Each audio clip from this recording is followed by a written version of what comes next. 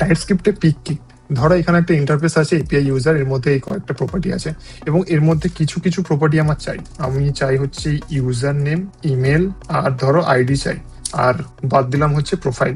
তো তখন আমি কি করব, তখন আমি এখানে type new type equal to pick, যেটা একটা জেনেরিক টাইপ। এর মধ্যে প্রথমে পাস করতে হবে তোমাকে ইন্টারফেস, তারপরে এখানে আমাকে দিতে হবে যে কোন কোন টাইপ গুলো আমি পিক করব। তো প্রথমে আমি নেব হচ্ছে ইউজার নেম, দেন যাবে তোমার ইমেল, তারপরে দেব হচ্ছে আমি আইডি, এই তিনটে।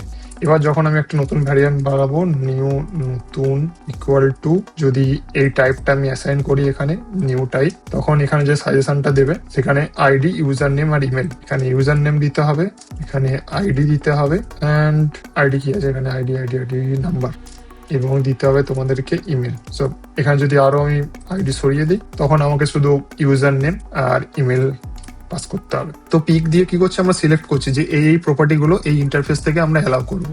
তো এটাই হলো টাইপস্ক্রিপ্টের পিক। এটাও একটা কিন্তু তোমার ইউটিলিটি টাইপের মধ্যেই পড়ে।